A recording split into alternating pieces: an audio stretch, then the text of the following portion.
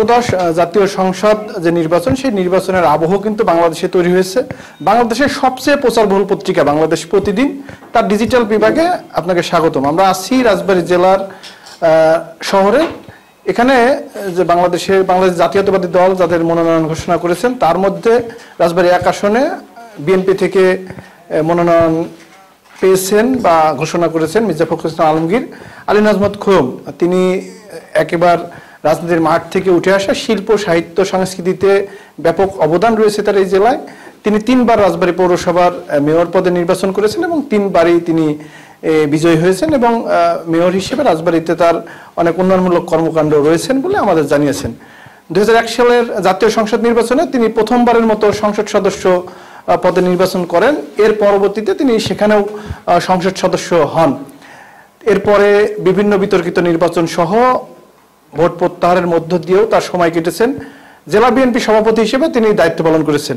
ত্রয়োদশ জাতীয় সংসদ নির্বাচন নিয়ে তিনি পদ্মা ব্যারেজ, পদ্মা সেতু সহ বিভিন্ন বিষয় মানুষের সামনে তুলে ধরেছেন। বিশেষ করে পদ্মা সেতু এবং পদ্মা ব্যারেজ, এই দুটি আসলে স্বপ্ন কি বাস্তব, তিনি কত দূরে গিয়েছেন, নাকি ভোটারদের আসলে বলেই আসলে এবারের যে ত্রয়োদশ জাতীয় সংসদ নির্বাচনী তার বৈতরণী পার হতে যাচ্ছেন, সবকিছু নিয়েই আসলে আমরা এখন তার বাসভবনে রয়েছি।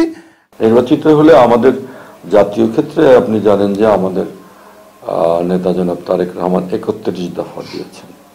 রাষ্ট্র কাঠামোর সংস্কার, রাষ্ট্রের নানা রকম যে সংকট তৈরি হয়েছে দীর্ঘদিন ধরে, বিচার ব্যবস্থা, শাসন ব্যবস্থা, পার্লামেন্ট, আইন বিভাগ, সমস্ত ক্ষেত্রেই যে সামগ্রিক সংকট তৈরি হয়েছে এবং সেই সংকটের প্রেক্ষিতে গোটা সমাজেই নানা ধরনের অস্থিরতা এবং নানা ধরনের সংকট তৈরি হয়েছে। পদ্মা সেতু, মেট্রো রেল এবং এলিভেটেড এক্সপ্রেসওয়ে নির্মাণের গর্বিত অংশীদার বসুন্ধরা সিমেন্ট। এর থেকে বের হওয়ার জন্যই কিন্তু মূলত 31 দফা দেয়া, যেটা রাষ্ট্র কাঠামোকে পরিবর্তন করে, সংস্কার করে মানুষের উপযোগী একটা রাষ্ট্র, কল্যাণকর একটা রাষ্ট্র হিসাবে গড়ে উঠতে পারে, এই জন্য 31 দফাটা দেয়া। আর স্থানীয়ভাবে আমাদের স্থানীয় অনেকগুলো সমস্যা আছে। স্থানীয় উন্নয়ন, আমাদের এখানে অবকাঠামোর উন্নয়ন, শিক্ষা, স্বাস্থ্য, সংস্কৃতি, ক্রীড়া থেকে শুরু করে সমাজ কল্যাণের নানা দিক, ধর্মীয় নানা প্রতিষ্ঠানের নানা সমস্যা, এই সব কিছুই কিন্তু খুবই একটা নাজুক অবস্থার মধ্যে আছে। আমার বলতে দ্বিধা নেই যে আমাদের এলাকাটা নানা কারণে একটা পশ্চাৎপদ এলাকা। এখানকার আর্থসামাজিক উন্নয়ন ঠিক যেরকম হওয়া উচিত ছিল সেরকম তার ধারে কিছু কিন্তু আমরা নেই। আমাদের এলাকার মানুষ খুব ভালো, কিন্তু তারা খুব দুঃখ পীড়িত, কারণ হচ্ছে তাদের আর্থসামাজিক উন্নয়ন নেই বললেই চলে। আমরা এখন এই নির্বাচনের মাধ্যমে নিশ্চয়ই, আমার বিশ্বাস যে বিএনপি ক্ষমতা গেলে, সরকার গঠন করলে, আমরা এই এলাকার মানুষের উন্নয়নের জন্য আমাদের একটা দীর্ঘ পরিকল্পনা আমরা তৈরি করেছি। নির্বাচন ঘোষিত হবার পরে বা আগে আমরা এই আমাদের কর্মসূচিগুলো আনুষ্ঠানিকভাবে কিন্তু উপস্থাপন করব। মোটা দাগে আমি বলতে পারি যে আমাদের দীর্ঘদিনের একটা দাবি ছিল এই এলাকায় পদ্মা সেতু।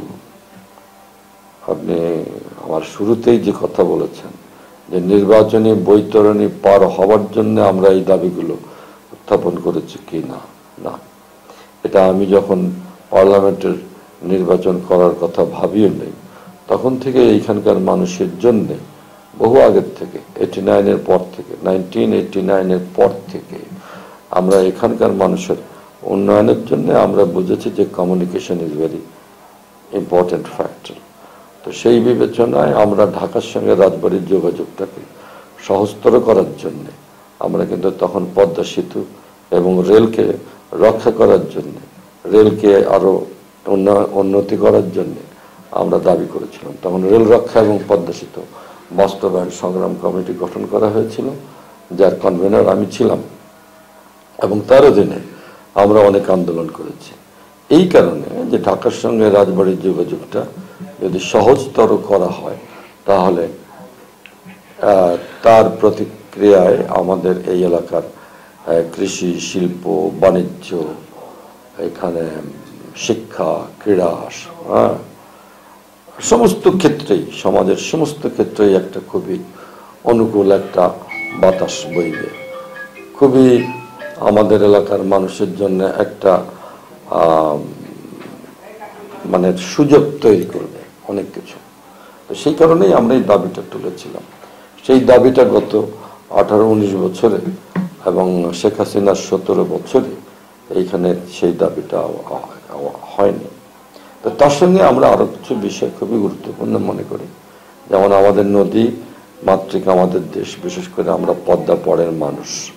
আমাদের এখানে নদী, শাখা নদী, খাল, বিল সব শুকিয়ে যাচ্ছে এবং এটা হচ্ছে ফারাক্কার প্রভাবে। ফারাক্কার প্রভাবের কারণে দীর্ঘদিন যাবৎ একটা ফারাক্কা ব্যারেজ, একটা অল্টারনেটিভ ব্যারেজ তৈরি হওয়ার কথা ছিল, যেটার স্পটটা ছিল আমাদের রাজবাড়ী পাংশাতে। আমরা সেটার জন্য দাবি উত্থাপন করেছি। এটা শুধু রাজবাড়ির বিষয় না, বাংলাদেশের 1/3 জায়গা এবং 26টা জেলা আজকে ফারাক্কার কারণে আজকে নদী তার নাব্যতা হারাচ্ছে। আমাদের এখানে জীববৈচিত্র্যে নানা রকম নেতিবাচক প্রভাব পড়ছে। তো সে কারণে আমরা এই দুটো জিনিসকে আমরা অত্যন্ত গুরুত্বের সঙ্গে দেখছি। এর সঙ্গে আমরা আমাদের এখানে নদীবন্দর, একটা বিশ্ববিদ্যালয়, একটা মেডিকেল কলেজ, এখানে একটা ক্যান্টনমেন্ট হওয়ার কথা ছিল, অজ্ঞাত কারণে সেটা বন্ধ হয়ে আছে। সেগুলো এখানে বাংলাদেশের সবচেয়ে বৃহত্তর রেলওয়ে ইঞ্জিনিয়ারিং ওয়ার্কশপ হওয়ার কথা ছিল, সেটা বন্ধ হয়ে আছে। এই সমস্ত বিষয়গুলোকে আমরা মনে করি যে এগুলো আমাদের এখানে বাস্তবায়নযোগ্য প্রকল্প। এগুলো স্বপ্নের বিষয় না, কল্পনাতীত বিষয়ও কিন্তু নয়। এগুলো নানা সময় ইনিশিয়েটিভ নেওয়া হয়েছে, নানা কারণে এটা মুখ থুবড়ে পড়ে আছে। এবং আমি মনে করি বাংলাদেশের মধ্যে রাজবাড়ির ভৌগোলিক অবস্থানগত কারণে এখানে আমাদের এগুলো বাস্তবায়নযোগ্য প্রকল্প এবং এগুলো নিয়ে আমরা ইতিমধ্যে কাজ করেছি এবং আমরা ইতিমধ্যে ঢাকাতে সেমিনার করেছি এবং আমরা মাননীয় প্রধান উপদেষ্টাকে চিঠি দিয়েছি। সে প্রেক্ষিতে সরকারও নীতিগতভাবে পদ্মা ব্যারেজ, পদ্মা ব্রিজ এগুলো নির্মাণ করার জন্য নীতিগতভাবে সম্মত হয়েছে।